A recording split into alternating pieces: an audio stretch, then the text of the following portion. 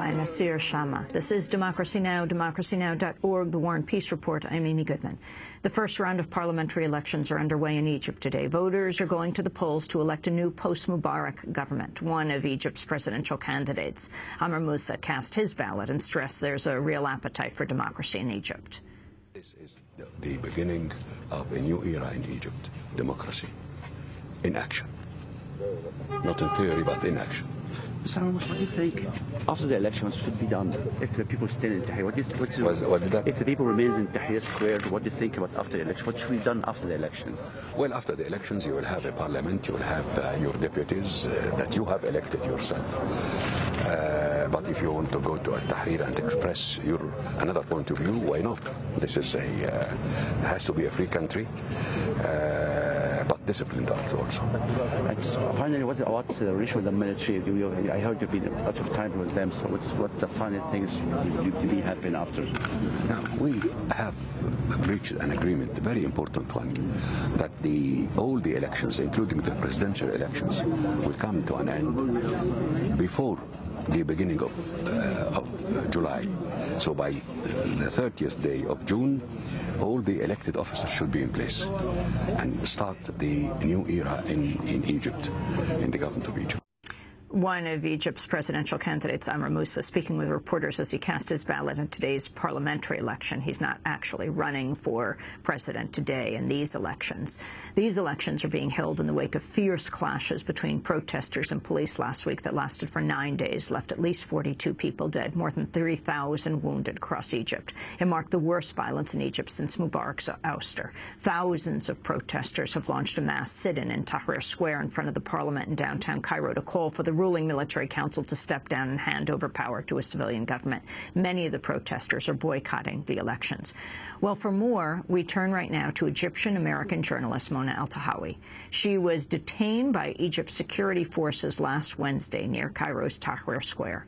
She was taken to the Interior Ministry, detained for 12 hours, during which time she was brutally beaten and sexually assaulted. While in captivity, she tweeted, "Beaten, arrested in Interior Ministry." Mona Eltahawy has just returned from Cairo last night, and we are very glad that she at least is in condition enough to be with us in studio, although you have casts on both of your arms. Mona, welcome to Democracy Now! Tell us exactly what happened. Thanks for having me, Amy. It was on Wednesday night when I went along with an activist friend of mine to Mohammed Mahmoud Street, which was the front line between where protesters have been in a standoff and clashes with security forces. And soon after we arrived on the front line, they started shooting. So we took cover in what we thought was a safe area, but we realize now that we'd been entrapped by government agents on our side of the barrier, because they basically held on to us.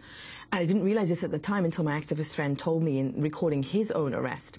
They held on to us until riot police came onto our side of the barrier and took my friend away and surrounded me. I was surrounded by 4 or 5 riot police, and they just brutally beat me with their sticks. They have these huge sticks. They're known for their brutality. And in trying to protect myself, they broke my arm here and they broke my hand there. And then they dragged me into a no man's land in between where the protesters stand and where the security forces are. And that's where the sexual assault happened. It was just hands all over me, on my breasts, in between my legs. I lost count of the number of hands trying to get into my jeans, all while I was being beaten. My hair, they were pulling my hair, they were calling me a whore, the daughter of a whore. And then they managed to drag me all the way into the Interior Ministry, where the assaults continued to happen until someone from the military said, "Take her inside." And then I was held inside the Ministry of Interior for 5 to 6 hours on the pretext that they wanted to verify my identity, but you don't take 6 hours to verify someone's identity. And then I was handed over to military intelligence, where I was blindfolded for 2 or 5 hours, and again, the pretext of verifying my identity. When I look back now, I think what actually happened, or I'm guessing, but this is the thing that makes the most sense to me, is that while at the Interior Ministry, they looked up my files, and like many journalists in Egypt, I have many files in there, and they realized that they had a journalist who'd written a lot against the previous regime. I've exposed a lot of human rights violations. They know my position on the revolution. So I think they were probably trying to figure out during those 12 hours, am I more trouble with them or more trouble free? And I would say, as much as pain as I was in and they wouldn't get me medical treatment, they counted on the wrong thing, because ever since they released me, I've just been on a campaign to shame and expose them. Explain who exactly they were. Well, the ones who beat me and sexually assaulted me are the riot police, and they are conscripts, basically. They're kind of the lowest-ranking soldiers, if you like, of the Ministry of the Interior. And they are the ones on the front line with protests, and they're the ones that basically unleashed, the Ministry of the Interior unleashes them on protesters because they just like automatons. All they do is beat. And with women, the sexual violence with women is really important here, because the Mubarak regime began this horrendous policy of targeting female activists and journalists because they wanted to shame us, they wanted to silence us. So it started then in 2005. But then the military, right now, Mubarak is not in charge anymore. It's the military, the Supreme Council of Armed Forces. They too have used sexual violence against women. In March, they subjected at least 17 activists to so-called virginity tests, which are, sexual assaults. And now here again, who's in charge of Egypt? Again, it's this military junta. So they are in charge of whatever the Ministry of the Interior and the police do. And so even under the military rule now, the same kind of violence we experienced under Mubarak, and sometimes worse, is still being unleashed on Egyptians. So at the end of the day, you have to look back and say, look, we started this revolution in January against police brutality, amongst many other things. And that brutality continues, which says to me that the Supreme Council of Armed Forces has failed at leading Egypt, and it must step aside immediately. And that's exactly what protesters at Tahrir Square are demanding. We'll talk about this, what has taken place over the weekend, the level of violence. Sharif Abdel-Quddus, our correspondent, has been reporting through the weekend. I mean, the number of people killed and wounded. It's horrendous. I mean, as you mentioned, almost 40 people killed and thousands injured. I'm just one of many thousands, and there are many other Egyptians out there that you don't hear of. So this is just a symbol of that violence. It started out as a peaceful protest against expanding army rule. And the army, along with the police, invaded Tahrir Square and very violently tried to break it up, killed several people, burnt tents. And it was in reaction to that violent invasion of Tahrir Square that activists and protesters then went onto Mohammed Mahmoud Street, which is where I was taken, because that street is the street along which they came from the Interior Ministry. And the level, the sadism, it's just sadistic, Amy. They have been targeting people's heads. Human rights groups in Egypt have documented that they've been deliberately targeting the head so they can get the eye. Lots of activists have lost one or both eyes. It's just horrendous what they're doing. Who is in control? Well, supposedly the Supreme Council of Armed Forces, and the head of which is Field Marshal Mohammed Hussein Tantawi. He used to be Mubarak's defense minister. He's now the head of that Supreme Council. Now, I call that council the Supreme Council of Mubaraks, because we've basically replaced one Mubarak with 18 Mubaraks. They are all Mubarak's men. They rose through the ranks of the military with Mubarak. And here is his former defense minister. Mubarak is 83. This man is 81. Like one of the activists I met in Tahrir Square said, he's older than her grandfather. And they were supposed to hand over power to a civilian leadership in Egypt in September. They claimed that they were the guardians of the revolution because they didn't shoot, they didn't open fire on Egyptians during those 18 days. But all that time they were detaining, they were torturing, subjecting people to virginity tests. And we had the saying in Egypt that the army and the people are one hand. Well, I tell everyone now, they've broken my hand and they've broken the hands of many Egyptians. And that kind of relationship is definitely severed.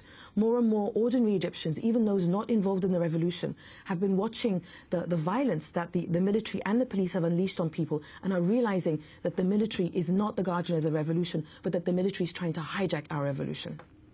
Talk about the significance of what's happening today, these elections. Who's boycotting, who's not, what the demands are of the people in Tahrir Square. Right. Well, the Tahrir Square demands have been the ones that have been there all along since January the 25th, and that is the revolutionary demands that include civilian leadership for Egypt, an end to state-endorsed violence and brutality against protesters, a demand for justice for the families of the martyrs during the 18 days of the initial uprising, but also families who've lost loved ones all the way up until this past week. No one has stood trial for shooting and killing people during those 18 days that got rid of Mubarak. And also an end to the military trials. At least 12,000 civilians have stood before military tribunals in Egypt on various charges. Now, civilians should not have to go under military tribunal. So there's a whole host of very, very clear demands.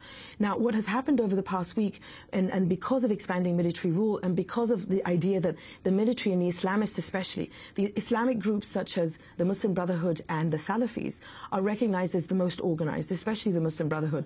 And a lot of people worry that the Islamist groups like the Muslim Brotherhood have entered into some kind of accommodation deal with the military. So a lot of people who do not identify with Islamists have decided to boycott the elections. But also some people have decided to boycott the elections because of this violence last week, and because very prominent activists like blogger Ala Abdel Fattah, who's one of the most well-known in Egypt, are still behind bars on trumped-up charges.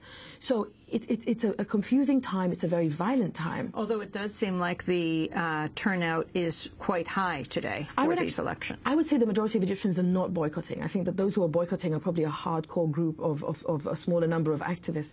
But I think that you're seeing this array of voices in Egypt, that you're seeing people turn out for our first post-January the 25th elections with this hunger to vote and take part in rebuilding the country. This is what gives me hope.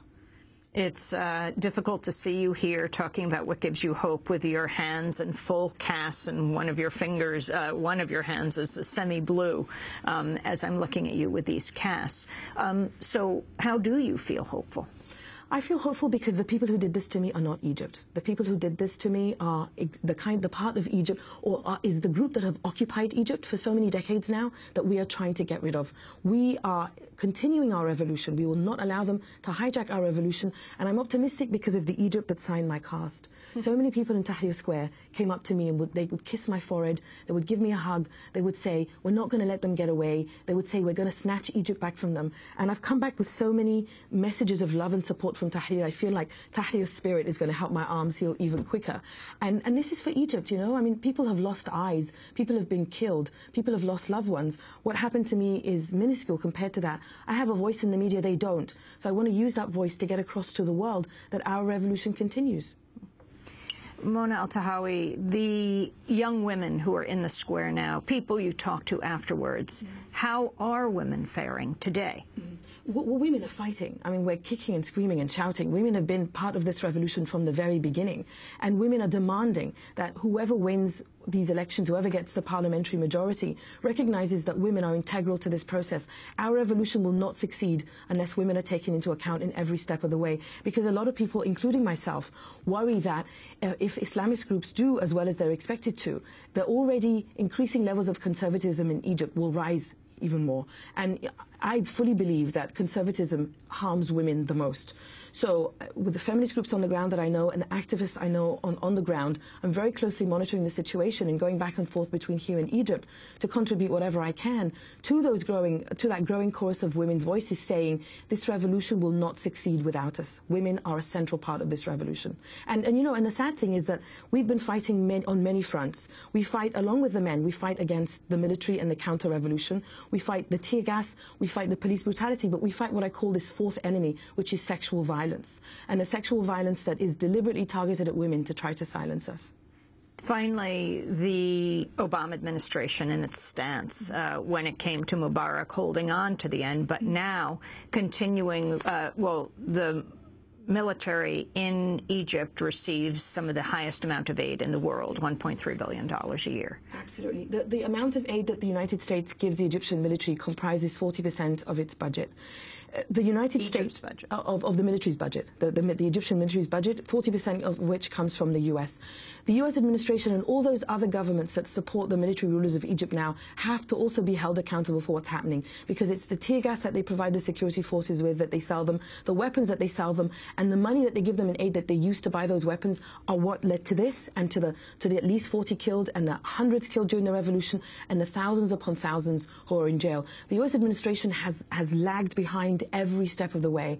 You know, their statements have been incredibly slow and incredibly ineffectual, and they must recognize that Egyptians realize that they're one of the best friends of the military junta that is trying to destroy our revolution. Mona Eltahawy, I want to thank you very much for being with us, Egyptian-born columnist, journalist. She just returned from Cairo last night. Both of her hands are in casts. Democracy Now! Produced by Mike Burke, Renee Feltz, Aramonte, Nermeen Sheikh, Steve Martinez, Sam Alcoff. I'm Amy